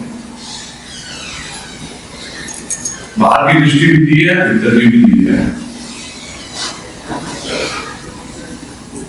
दृष्टिकोण हमको बनाना है, सोच कुछ और नहीं है, दृष्टिकोण है। और दृष्टिकोण किस लिए आया? कोण यानी एंगल, यानी एक ही चीज को हम किस एंगल से देखते हैं, वही हमारी सोच है। कोई भी चीज है, कोई भी घटना है, कोई भी बातें हैं, कोई भी व्यक्ति है, कोई भी सिचुएशन है, हम उसको किस एंगल से देखते हैं। तो आजकल बड़ा कॉमन वर्ड चला हुआ है, पॉजिटिव सोचो, पॉजिटिव लो, पॉजिटिव पॉजिटिव। अभी पॉजिटिव होता क्या है ये हम ठीक समझ नहीं पाते हैं, फिर भी नेगेटिविटी आती है जीवन में। इसलिए हम लोग जो उसको बड़े सिंप्लीफाई में बोलते हैं, पॉजिटिव यानी भाव, नेगेटिव यानी अभाव। लाइफ में पॉजिटिव भी है, नेगेटिव भी है, भाव भी है, अभाव भी है। तो जहां से अभी शुरू हुई थी बातें, जब मैं आया था अभी स्टेज पर, कि क्यों अभावों के जीवन में चर्चा करें। अब तो प्रेम की पूंजी को चर्चा करें कि जो प्रेम हमारे भीतर परमात्मा ने दिया है उसका आदान प्रदान करें ना, उसको खर्च करें। जो बातें शशि भाई ने कही, इस तरह से हमारा दृष्टिकोण बदलता है, एक हमारी सोच बदलती है। और जैसे जैसे हम खर्चा करने का सोचते हैं, चर्चा करने की सोचते हैं, तो अपने आप ही देने वाला हमारे भीतर भाव भी देता है और मुख में बोली भी देता है, बोलने की क्षमता भी देता है, शब्द भी देता है। और भाव तो प्रधान है, अपनी सत्संग में भाव तो है, यानी वो एक पॉजिटिव सोच लेके हम चले कि हमको अभाव की बात नहीं, किसके जीवन में अभाव नहीं है। ये तो अपना दृष्टिकोण है, अपनी सोच है कि वो अभाव तो दिखता है, अभाव तो दिखता है।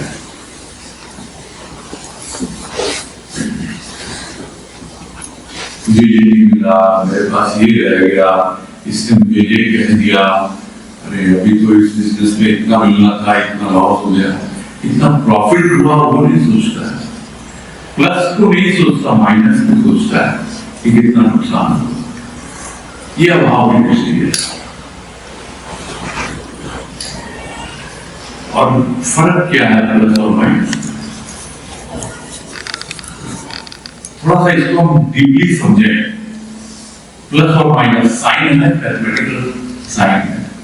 प्लस, ये प्लस हो गया, माइनस यानी माइनस क्या है?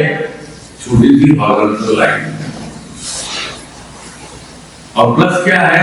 कुछ हॉरिजॉन्टल लाइन पे वर्टिकल लाइन है। तो जब तक हमारे जीवन में कोई खड़ा हुआ दिया है वर्टिकल, जब तक उसका आधार लेंगे नहीं, तब तक हम ऐसे ही पड़े रहेंगे निगेटिव भाव की सोचते रहेंगे। जब वो हमारे जीवन में आता है तो वो पड़ा हुआ खड़े हुए से मिल जाता है और दोनों मिलके पॉजिटिव हो जाता है।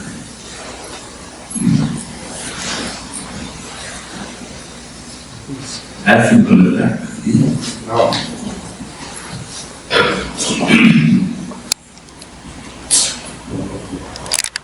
हम जैसे सत्संग में बैठे हैं, जब भाव बनती है तो अगर भाव को हम ग्रेड का लेवल देते हैं तो किसी को लेवल को 10 का है, किसी को 20 का है, किसी को 50 का है। तो ऐसा क्या प्रयास करें कि हम इस लेवल में आगे बढ़े? हम 10 के हैं, हम 20 के, 25 के कैसे दे सकते? इसके हम कैसे एक साथ कर सकते? नहीं, उससे हमको प्रेरणा मिलती है। यदि हम उसको निगेटिव लेंगे, अभाव की दृष्टि से लेंगे तो लगेगा भाई वो इतना, देखो इतने कम समय में इतना आगे बढ़ गया और ये तो हम तो इतने दिनों से लगे हुए हैं, हमको नहीं कि वही है, हम भी आगे बढ़ना चाहते हैं। तो यदि हम उसको पॉजिटिवली लेंगे, जो बात अभी इतनी देर से हो रही है, तो मानी बात है, देने वाला तो देता है। निगेटिव न सोचे, अभाव को न ले जीवन में कि अरे मेरे को तो गुरुदेव कुछ भी नहीं कर रहे और इसको इतना कुछ कर रहे हैं। अक्सर मैं देखता हूँ लोग इस चीज का अभाव में लेते हैं, अरे इतने वर्षों से सत्संग कर रहे हैं, अभी कोई उनको तो देखो कितना आगे बढ़े, उसको तो देखो कितना। अरे आप तो एक ऐसा संबंध उसके साथ स्थापित करो ना कि कोई और को देखने की जरूरत ही ना पड़े, तुम हो और मैं बस। और क्या करेंगे बंदे? अगर धरातल है, उस धरातल को कौन समझ सकता है? खुद ही व्यक्ति खुद ही नहीं समझता अपने आप को कि मैं किस धरातल हूं, दूसरा क्या समझेगा? ये तो हम लोग हैं बस अपनी मस्ती में, मौज में, के भाव में बुलंद रहते हैं, जैसा उठता रहते हैं। तो कोई कुछ ही बोल दे, आपका धरातल तो ऐसा है, आपका धरातल तो ऐसा है, कुछ ही बोल, कोई नहीं, कुछ नहीं। जैसे वो लगता है वैसे हम रहते हैं और हम यही मान के चलते हैं, सब उसकी कृपा है। कोई छोटा नहीं, बड़ा नहीं, कोई ऊंचा धरातल नहीं, कोई नीचा धरातल नहीं। अपने भीतर अपनी सोच की बात जो मेरी बात हो रही है कि वो सोच रखें, वैसी पॉजिटिव सोच रखें, भाव की दृष्टि रखें, वैसा दृष्टिकोण रखें, अपने आप खुद पाएंगे। किसी और से कंपेयर करने की जरूरत ही नहीं है। नहीं, हमने कहा किसी का देखते ही हमने किसी का वो लेवल आगे बढ़ने का एक रास्ता, एक ही तरीका है, लगे रहो, चेहरेवती चलते रहो, और कोई तरीका ही नहीं। जो चलेगा नहीं फिर कोई आगे कैसे बढ़ेगा? खड़ा रहेगा, खड़ा हुआ तो आगे नहीं चलना पड़ेगा, तो नहीं रहेगा तो अपने आप चलता रहेगा। अब गुरु ने हम लोग को और कुछ बताया, सत्संग करो और जो कुछ भी है उसका सत्संग में जो भी प्रेम है, भाव है, वो भी आपको अनुभव में आ रहा है, चाहे वाणी के माध्यम से, पुस्तकों के माध्यम से, भजन के माध्यम से, चर्चा के माध्यम से, जैसे भी अनुभव में आ रहा है, हम उसको और अपने भीतर ही भीतर और बढ़ाएं, बढ़ेगा तो और खुद ही आगे बढ़ेंगे। ये कोई पैदल चलने वाली चीज नहीं है और ये कोई हवाई जहाज उड़ने वाली चीज नहीं है। ये अपने आप खुद को अनुभव होता है कि कल हम कहां थे और आज हम कहां हैं। बहुत बार तो हमको लगता है हम तो मीटिंग में बैठे हुए, लगता है ऐसा, लेकिन होता नहीं ऐसा। बैठे बैठे ही हम कहीं पहुंच जाते हैं। ये सब भीतर के खेल है।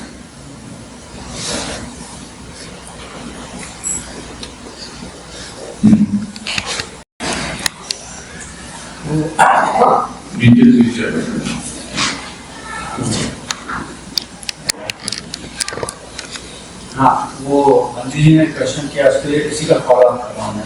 आपका तो नाम है सर? मैं अजय राज। तो हमारी सोच होती है अच्छा करना चाहते हैं, पर इन्वायरमेंट को कई बार हमारी सोच को बदल देता है। तो गुरुदेव ने क्या समझाया कि इन्वायरमेंट से कैसे हम एडजस्ट करें डे टू डे लाइफ में।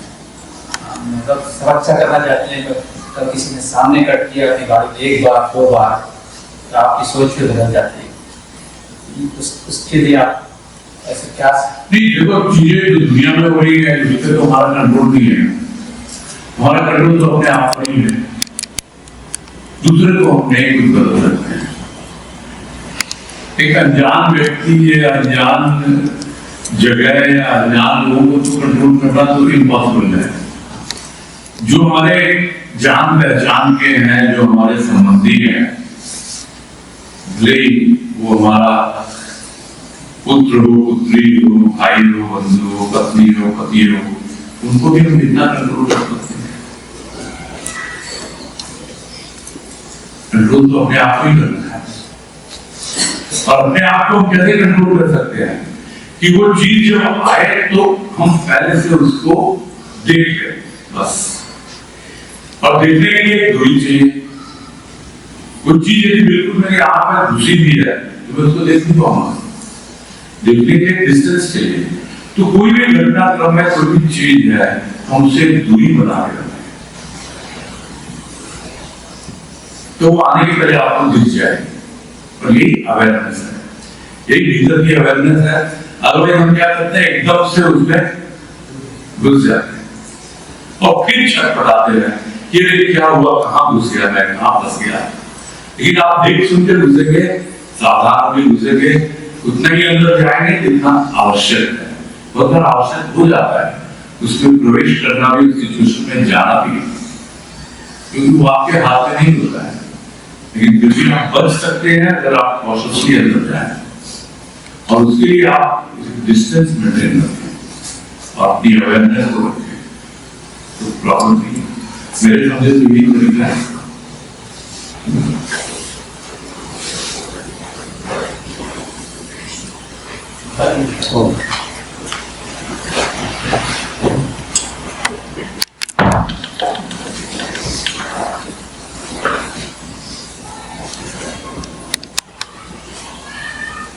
ये एक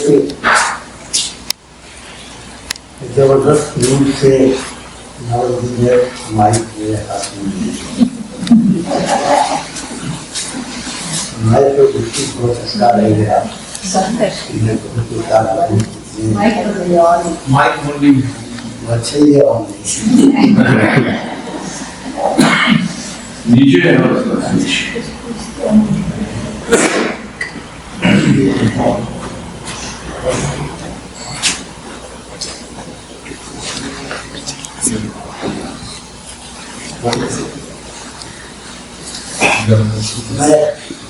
मैं कभी कभी बगैर माइक के भी बोल लेता हूँ।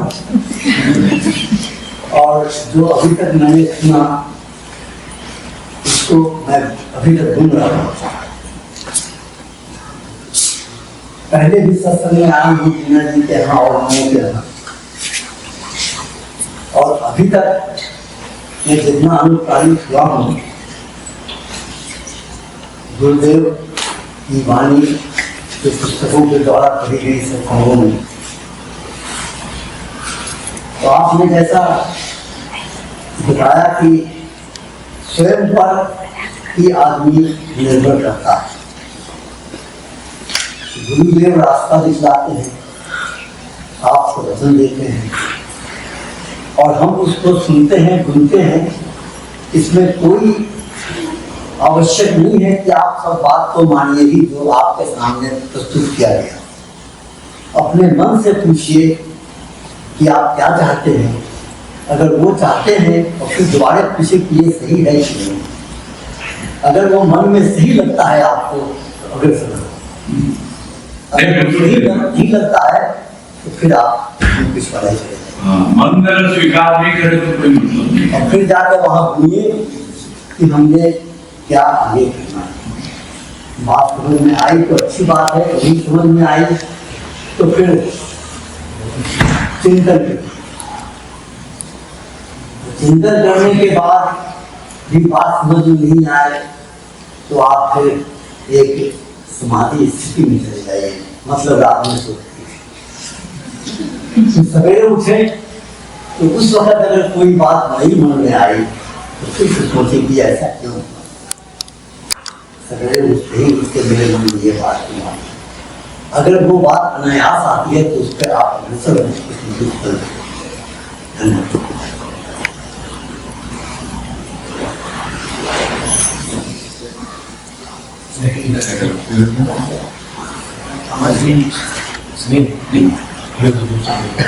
से बोलना।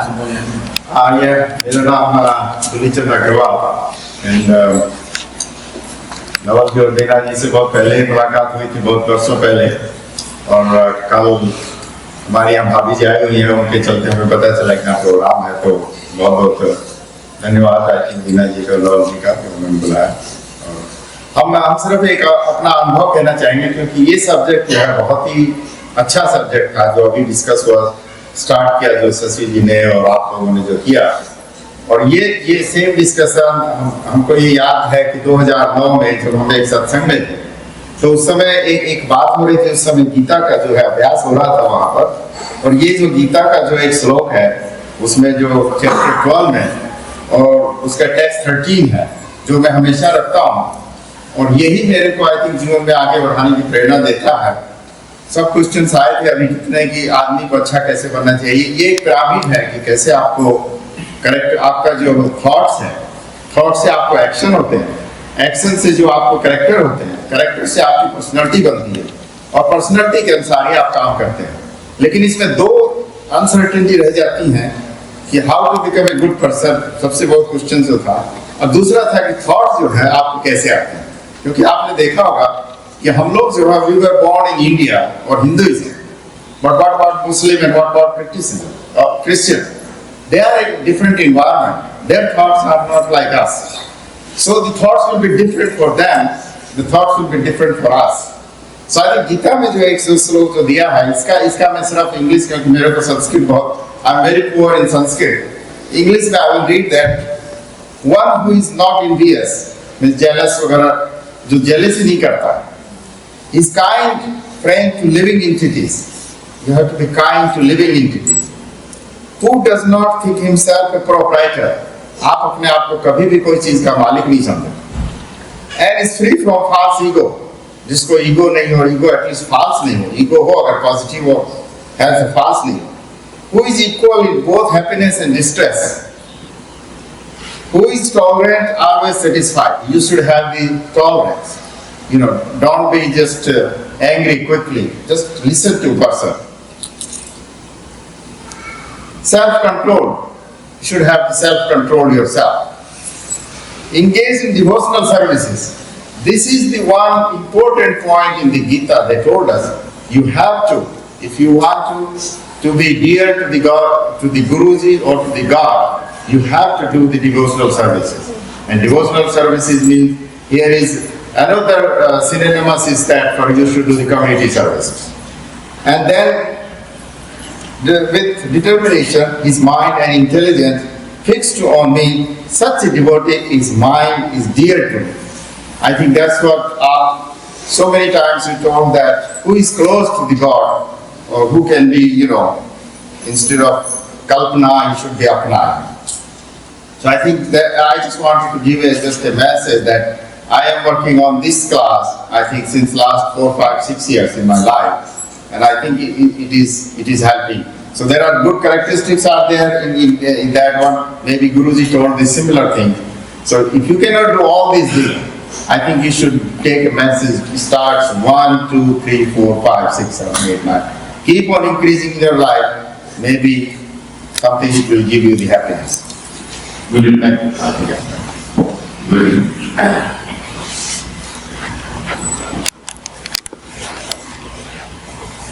एक मेरे को प्रश्न था कि हम लोग को प्रश्न तो बहुत आता है, right? जैसे मेरे मन में बहुत प्रश्न आते हैं, लेकिन हम यहाँ आके सब प्रश्न को भूल जाते हैं। For some reason, I don't know why it happens, लेकिन ऐसा होता है। बहुत बार ऐसा हुआ कि मैं बाहर जाता हूँ, मेरे पास बहुत प्रश्न होते हैं। यहाँ आता हूँ, जैसे आप पूछते कि किसी के पास चर्चा करने के लिए कुछ है, तो मेरे पास कोई प्रश्न नहीं होते। और जब भी हम कभी अभी जैसे मैं बोल रहा हूँ, तो मेरे को ऐसे लगता है कि झिझक सी महसूस होती है कि हाँ मैं बोलूँ नहीं बोलूँ। तो मेरे को एक पर्सनली एक एडवाइस है कि आप कैसे इस झिझक को बिठा सके कि हमारे जो प्रश्न है वो समाधान हो या जो भी है हम पूछ सके किसी से। मेरे को एक प्रश्न पर्सनली है पूछना। नहीं, झिझक तो अपनी जगह है, लेकिन आप प्रश्न याद नहीं रहता है तो लिख रख सकते हो अपने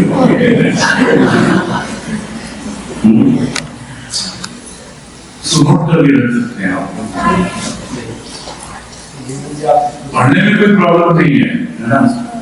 भाई वैसा हमने पढ़ा नहीं कि सूख का और तो कोई प्रॉब्लम नहीं है। आप ये अपना प्रश्न पढ़ सकते हो, यहाँ मेरा ये प्रश्न है।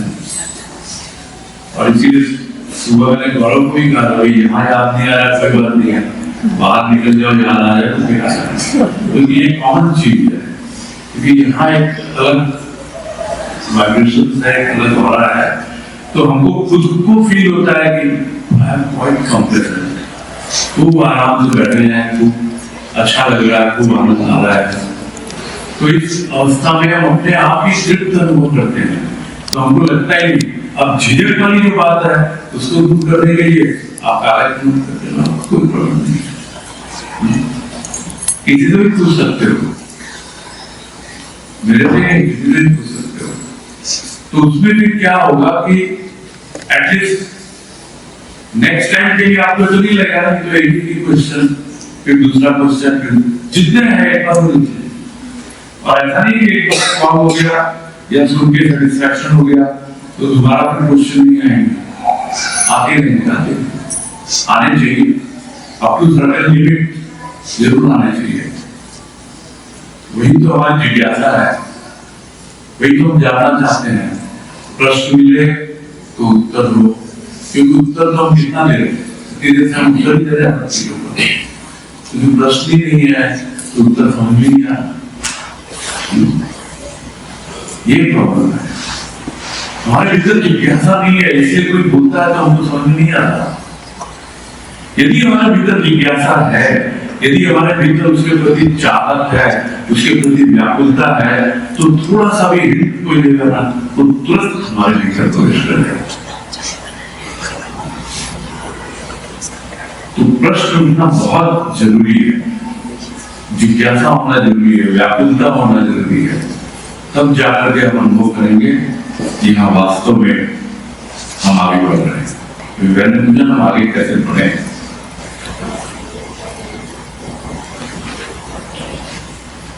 हमारे सत्संग में हुए हैं, कहते थे उनको राजमा, वो कहा करते थे कि दो ही तरह के लोगों के भीतर प्रश्न नहीं उठते हैं, एक जो ज्ञानी है, दूसरा जो मूढ़ है। या तो जिसको ज्ञान हो गया उसको कोई प्रश्न नहीं उठ रहा है, या जो बिल्कुल मूढ़ है, बिल्कुल मूर्ख है, उसको कोई प्रश्न नहीं उठ रहा। तो प्रश्न तो उठने चाहिए, ज्ञान ही रहते हैं तो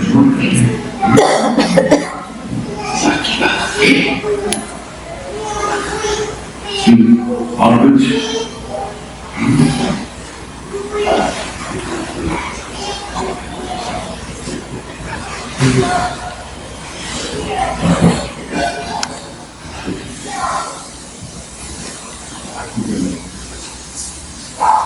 हरिओम। ज्ञानी हूँ मैं, अंतर्यामी हो तुम प्रभु जी। कैसे उतारूं तेरी आरती, अज्ञानी हूँ मैं, अंतर्यामी हो तुम प्रभु जी। कैसे उतारूं तेरी आरती, दिल में तेरी छवि को बसाऊं, तेरे प्यार की ज्योति जलाऊं। दिल में तेरी छवि को बसाऊं, तेरे प्यार की ज्योति जलाऊं। हर कलीना की दे नव जीवन मिले, हर कलीना की दे नव जीवन मिले। तेरे चरणों में तुमको पाऊंगे, अज्ञानी हूँ मैं, अंतर्यामी हो तुम प्रभु जी। कैसे उतारूं तेरी आरती, परमानंद पुरुष परमेश्वर, दीनानाथ तुम्ही अखिलेश्वर। परमानंद पुरुष परमेश्वर, दीनानाथ तुम्ही अखिलेश्वर।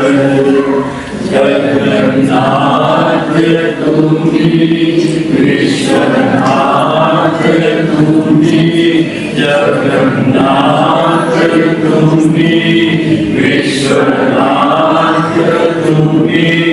इन पुरारी तुम्हारे नाम रे, अज्ञानी हूँ मैं, अंतर्यामी हो तुम प्रभु जी।